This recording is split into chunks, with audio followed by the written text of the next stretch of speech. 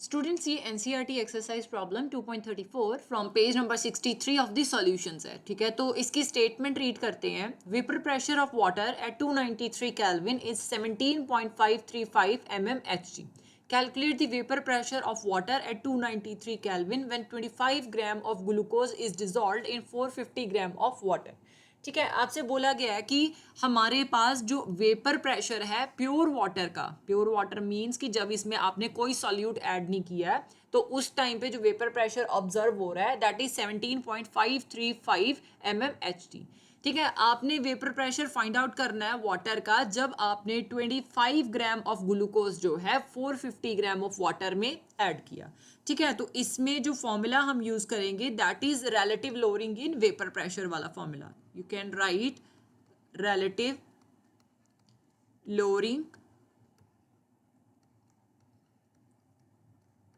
in vapor pressure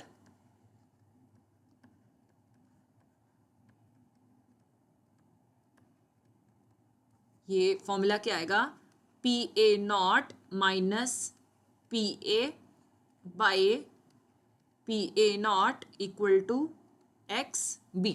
ठीक है, मतलब कि relative lowering in vapour pressure जो है वो मोल फ्रैक्शन ऑफ सोल्यूट के इक्वल आता है। तो अब हम गिवन वैल्यूज देख लेते हैं। फर्स्ट ऑफ ऑल हमारे पास जो वेपर प्रेशर है प्योर वाटर का, ठीक है, वो कितना है, PA0 की वैल्यू हमारे पास 17.535 mmHg गिवन है, राइट। और दूसरी चीज हम यहाँ पे डिफाइन कर लेती हैं कि हमारे पास अगर तो कंपोनेंट ए की बात होगी, ठीक है, तो हम वाटर कहेंगे उसे, और जहां पे भी कंपोनेंट बी की बात होगी वो ग्लूकोज कंसिडर करेंगे, राइट। तो अब पहले हम देखते हैं कि हमारे पास जो WA मतलब कि एक्चुअल मास कंपोनेंट ए का कितना गिवन है, दैट इज 450 ग्राम। ठीक है, मतलब वाटर का जो एक्चुअल मास है वो 450 ग्राम गिवन है, और एक्चुअल मास ऑफ ग्लूकोज जो है दैट इज WB वो 25 ग्राम गिवन है, राइट। फर्स्ट टारगेट हमारा क्या है कि हमने पहले XB की वैल्यू फाइंड आउट करनी है, तब जाके हम PA दैट मीन्स कि जो vapour pressure of the solution आ रहा है वो फाइंड आउट होगा, राइट। सो अब यहाँ पे लिख सकते हो, आपने फाइंड आउट क्या करना है, आपने PA की वैल्यू फाइंड आउट करनी है। तो XB जो है ये क्या होता है, number of moles of solute divided by total number of moles present in the solution. अब देखते हैं हमने फाइंड आउट क्या क्या करना है। पहले हमने number of moles of water find out करने हैं, ठीक है। Number of moles of water हम कैसे फाइंड आउट कर सकते हैं, actual mass of water over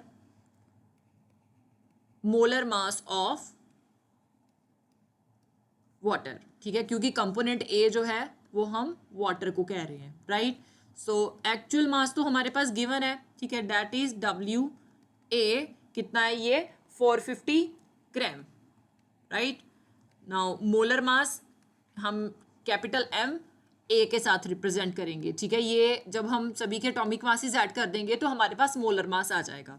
so hydrogen का 1 ग्राम पर मोल होता है, 2 हाइड्रोजन है तो इंटू 2 हो जाएगा, प्लस ऑक्सीजन का 16 ग्राम पर मोल होता है। सो 1 इंटू 2 2 आ गया, प्लस 16 यूनिट्स मैंने कॉमन ले लिए, that is gram per mole. So 2 + 16 18 gram per mole आ गया। तो पहले हम Na की वैल्यू फाइंड आउट करेंगे, actual mass that is 450 gram by molar mass 18 gram per मोल। सो ग्राम के साथ ग्राम कैंसिल हो गया, राइट। डिनोमिनेटर में मोल इनवर्स है, जब आप न्यूमरेटर में लेके जाओगे तो ये मोल हो जाएगा। So 450 divided by 18 your answer is 25 mole. ये आगे हमारे पास number of moles of water, ठीक है। अब हमने number of moles of glucose find out करने हैं, NB, ठीक है। इस केस में क्या होगा, एक्चुअल मास ऑफ ग्लूकोज, क्योंकि सॉल्यूट हम यहां पे ग्लूकोज ले रहे हैं, over molar mass of glucose, right. अब ग्लूकोज का फॉर्मूला क्या है वो भी हम देख लेते हैं। ग्लूकोज को हम C6H12O6 के साथ रिप्रेजेंट करते हैं, राइट। एक्चुअल मास हमारे पास कितना गिवन है ग्लूकोज का? Actual mass equal to that is 25 gram, right. Molar mass हम फाइंड आउट कर सकते हैं। So molar mass of glucose equal to, अब सभी के एटॉमिक मासेस ऐड करेंगे। सो कार्बन का 12 ग्राम पर मोल होता है, ठीक है, इंटू 6 आ जाएगा। हाइड्रोजन का 1 ग्राम पर मोल होता है, इंटू 12 आ जाएगा। ऑक्सीजन का 16 ग्राम पर मोल होता है, इंटू 6 आ जाएगा, राइट। सो 12 इंटू 6 72 आ गया, 1 इंटू 12 आ गया, 16 इंटू 6 96 आ गया। यूनिट्स कॉमन ले लिए, ग्राम पर मोल। सो 72 प्लस 12 प्लस 96 ये हमारे पास 180 ग्राम पर मोल दे देगा, राइट। अब number of moles find out कर सकते हैं। So NB equal to 25 gram by 180 gram per mole आ गया। ग्राम के साथ ग्राम आपने कैंसिल कर दिया। 25 divided by 180, your answer is 0.0139। यहाँ पे डिनोमिनेटर में मोल इनवर्स है, न्यूमरेटर में जाके ये मोल हो जाएगा। अब हमने total number of moles find out करने हैं। So total number of moles of solution, ठीक है, इसका फॉर्मूला क्या होगा? Na plus NB।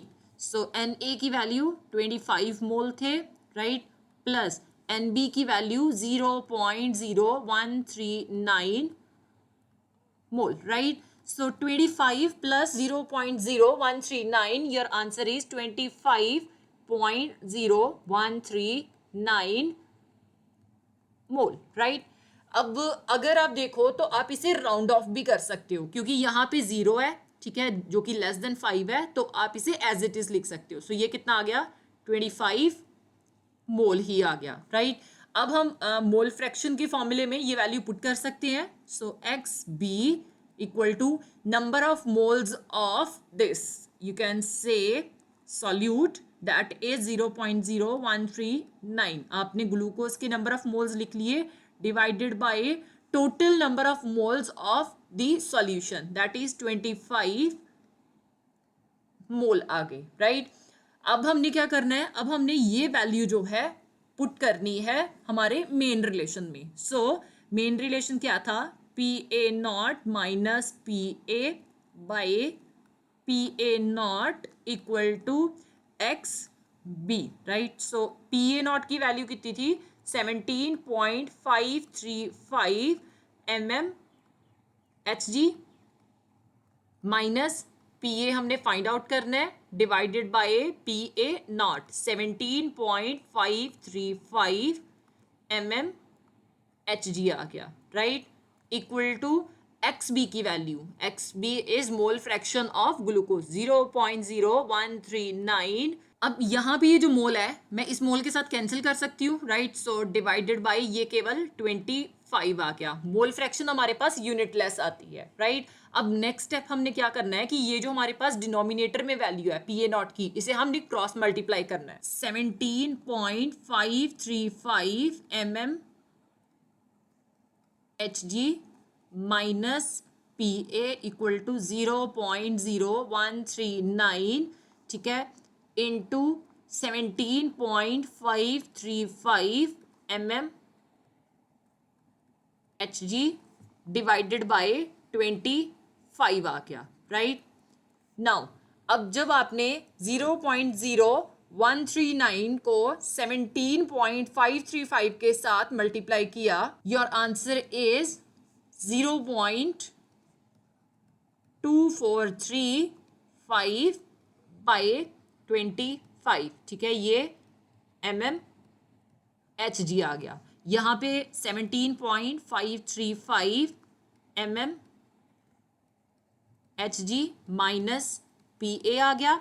अब नेक्स्ट टारगेट हमारा क्या है कि हमने ये वैल्यू जो है इसे हमने 25 के साथ डिवाइड करना है। So 17.535 mm Hg minus PA equal to, जब आपने 0.2435 को 25 के साथ डिवाइड किया, योर आंसर है 0.0974 mm Hg। अब नेक्स्ट टारगेट है कि हमने ये वैल्यू जो है ये हमने इक्वल टू के दूसरी साइड लेके जानी है। यहाँ पे पॉजिटिव है, दूसरी साइड जाके ये नेगेटिव की हो जाएगी। So minus PA equal to 0.0974 mm Hg minus 17.535 mm Hg आ गया।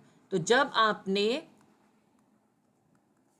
0.0974 माइनस किए 17.535 में से, अब माइनस वाली टर्म बड़ी होने की वजह से आंसर भी माइनस में आएगा। माइनस 17.4375 mm Hg आ गया, राइट। अब ये माइनस का साइन इस माइनस के साइन के साथ कैंसिल हो गया। PA की वैल्यू कितनी आ गई? PA equal to 17.4375 mm Hg। This is your final answer.